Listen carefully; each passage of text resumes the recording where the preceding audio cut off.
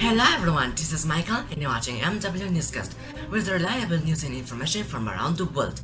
Today, we got interesting stories for you. Let's start with first news. French town street lighted with luminescent bacteria. Nature is fascinating in all its aspects. Animals, plants and fungi utilize enzymes to glow in the dark, whether in the forest or at the bottom of the sea. There will always be organisms that use bioluminescence to help themselves be seen in the natural world. Bioluminescence is a phenomenon in which chemical reactions inside an organism's body produces light. Now, a French startup Chloe is using bacterial and fungal bioluminescence to light the streets in the town of Rambouillet, 35 miles outside of Paris. They have filled football-sized tubes with marine bacterium called LIBORIO conti, which glow a gentle blue, giving off around 15 lumens of light. There is a mechanism that puts oxygen into the tank, which the enzymes in the bacterial cell, called luciferase, needs to create light, and to turn off the light, simply the oxygen flow is stopped. Other scientists are investigating fungi and plants that contain luciferase to see if they are brighter and more effective than bacteria. Interesting technology, soon we may even get anti-bioluminescent torches. Next, Israel to refill Sea of Galilee with desalinated water. Irregular rainfalls due to droughts, rising temperatures, and excessive pumping have taken a toll to the famous Sea of Galilee, which is shrinking dramatically, reaching its lowest level in a century. In the past, it was providing 400 million cubic meters of fresh water, and was the country's largest freshwater reserve. But pumping was limited to only 30 to 40 cubic meters a year. Now, the government is planning to pump excess water from its desalination plants into the Sea of Galilee.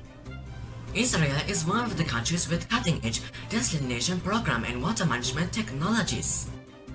Israel currently has 5 large-scale seawater desalination plants along the Mediterranean coastline, capable of producing around 600 million cubic meters per year. There are already plans to add 2 more plants by 2025, with a total output of 1.1 billion cubic meters of desalinated water, to cover most of its household, industry and agricultural needs.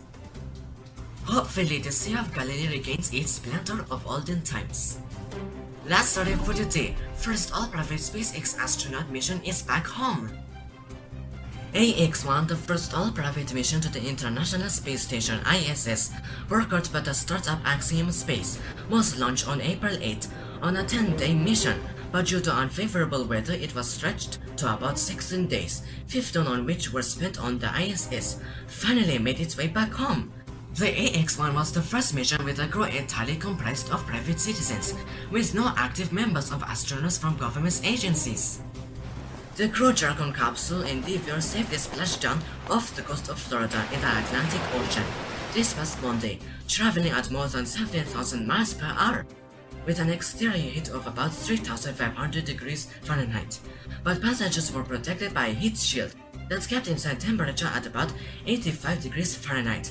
The spacecraft was hauled out of the ocean onto a special boat called the Dragon's Nest for final safety checks before the crew disembarked. Axiom Space plans to continue flying passengers to the ISS. Space tourism is taking off faster than expected. That's all for today. Thanks for watching. Please click the subscribe button and share with your friends and contacts. This is Michael for MW Newscast. See you in the next edition.